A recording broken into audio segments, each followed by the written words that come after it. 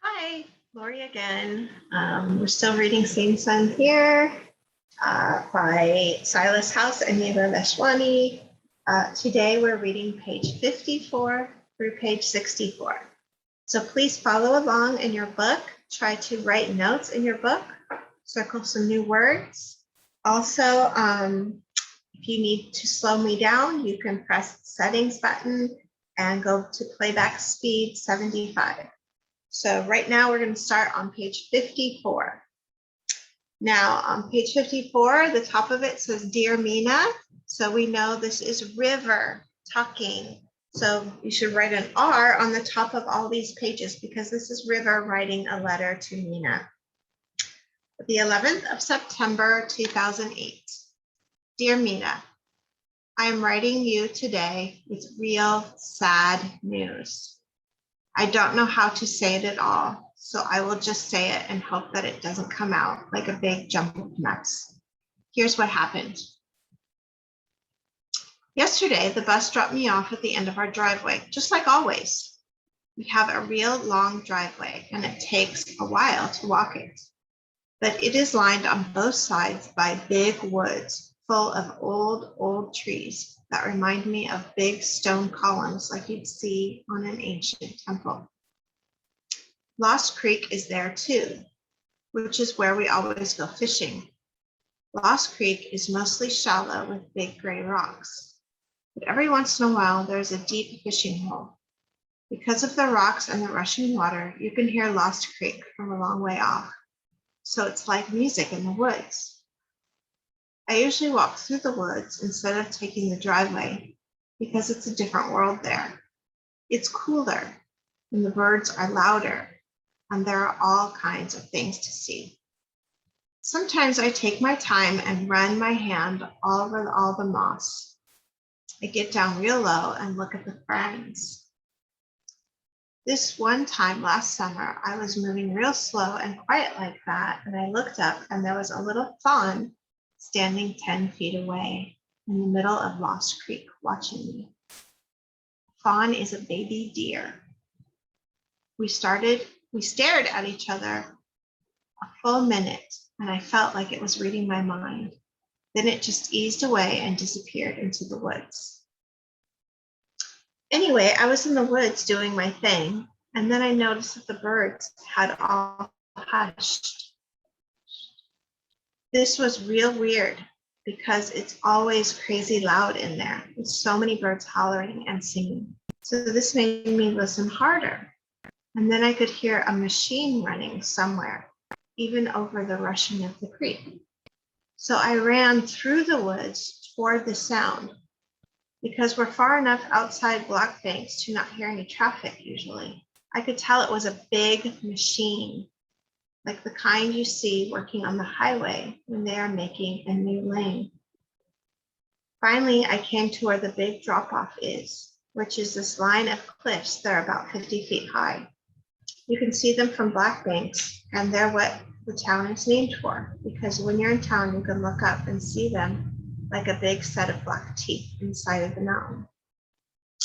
Before I got to the edge where I could see, I stood in the woods trying to catch my breath. Have you ever ran so fast that it feels like something in your side has come undone? That little place was hurting me real bad, so I held my hand over it and breathed hard. I'm not real crazy about heights, so I kind of eased out as close to the edge as I could. As soon as I got out of the trees, I could see it. There were 3 ginormous bulldozers and a huge dump truck working on the mountains over to my left. The dozers were pushing down rows and rows of trees. I couldn't believe it. I know we have to cut down trees to build our houses and stuff like that, but they were pushing them down into a big mess and piling them up. Then the back of the dump truck raised up so that all these tires rolled out on top of the trees. Then the driver got out and poured gas all over the tires and trees and struck a match, and poof, they all caught fire like somebody snapping their fingers. I sat there a long time wondering what in the world they were doing. and they just kept on pushing down more trees.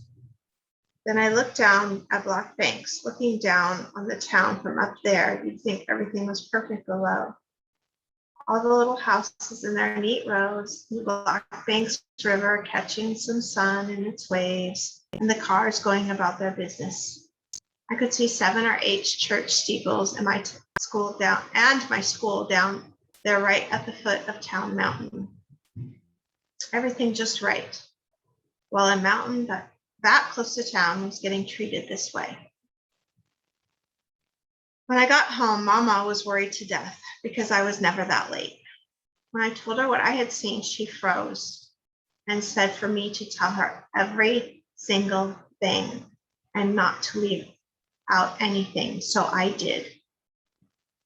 Then she got on the phone right away and called somebody. She went into the laundry room to talk, so I couldn't hear.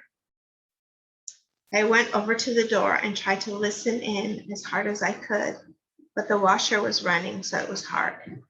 But I did hear her say the words, mountain top removal, over and over. When she came back, she told me that that's what I'd seen. I've been working with this group on fighting mountaintop removal for about a year now, Mama said.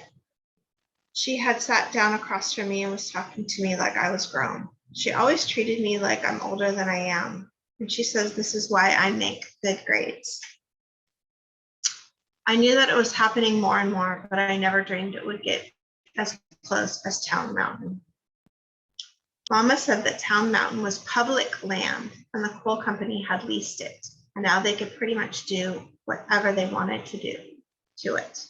She said that mountaintop removal is just like what it sounds like. They take off the whole top of a mountain to get a thin little seam of coal. I took my mother's camera and got a picture of it, and I'm going to paste it here. So you can see the picture, the mountain, just like the pictures we saw on the videos. Can you believe that that used to be a mountaintop, that it had birds and deer and foxes and a million trees on it?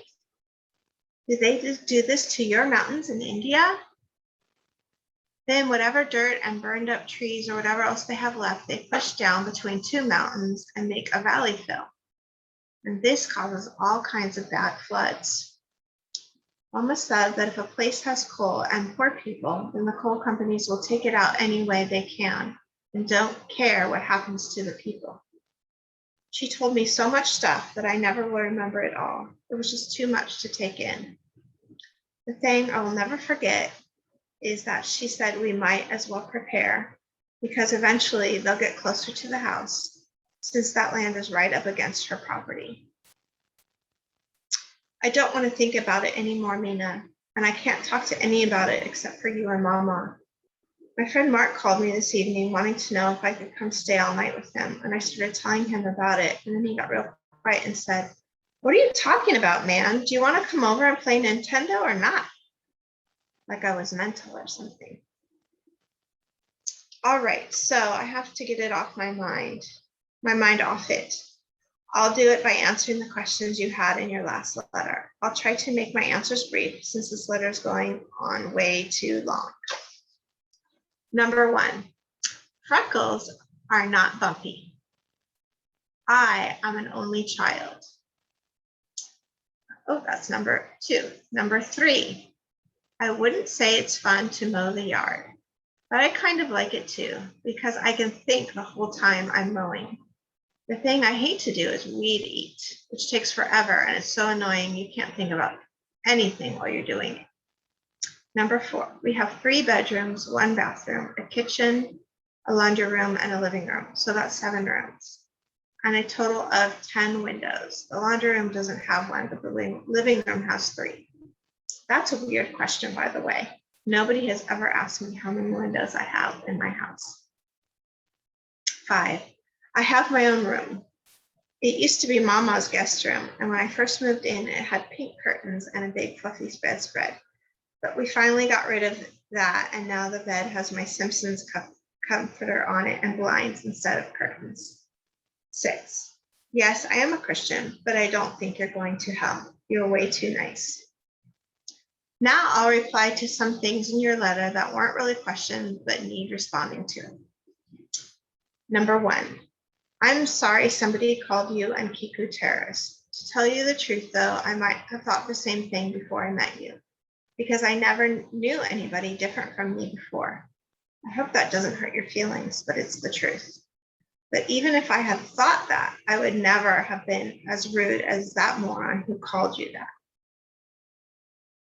Number 2, I think it's really cool that your mayor takes the subway.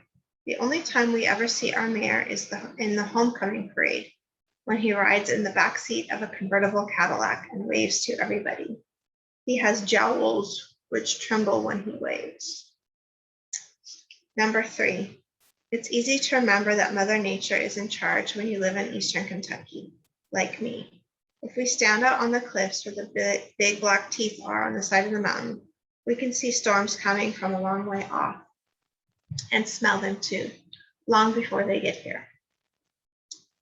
4, I think Cuba is the best name for a dog ever, besides Rufus. 5, thanks for telling me that the red dot is a bindi. Red dot here. I like learning something new. Number 6, you talk a lot about Obama. I know Mama is voting for him, but I don't think there's a lot of folks here are. I know Mama gets into arguments of the Piggly Wiggly about him. Do you all have a Piggly Wiggly's? It's a grocery store, in case you're wondering. Number 7, I see what you're saying about staring at the Patels, but I didn't do it to be rude. I just think they're interesting to look at. I don't understand how that's bad in them. Number 8, you said that people made fun of you because of your accent. Well, just like I mentioned above, people do this to other Americans too. Where I'm from, we talk real different from everybody else in the country. So people are always making fun of us, especially on TV and in the movies. Mama says that the only people it's still okay to make fun of out in the open are hillbillies and crazy people. One time Mama was in Cincinnati visiting her brother, and some woman called Mama a stupid hillbilly just because of the way she talked. Mama told her off, which is what you should do when people make fun of your accent. I guess that's all. I'm going to try to sleep now. It's real late and I'll never be able to get up and go to school tomorrow. I'm going to read a chapter of Old Yeller. That's what I'm reading now, and it's real good, and go to bed. Since you're in New York, I wonder if you're thinking about 9/11 too. It happened 7 years ago today. I remember my parents sitting in front of the TV all day and night crying. We had a moment of silence at school today. Oh, one more thing. I don't want to make you mad or anything, but I need to tell you something. In your letter, you said something was a close calling. I think what you meant to say is a close call. I didn't know if I should mention it or not, but I thought a good friend is somebody you can tell you when you are doing something that might be embarrassing, like if you had a booger on your face or a big trail of toilet paper stuck to your shoe after leaving the bathroom. I'd tell you. So I guess I should tell you that you were saying something wrong. Okay, so that's the end of River's letter, and I hope you liked it, and we'll start again soon.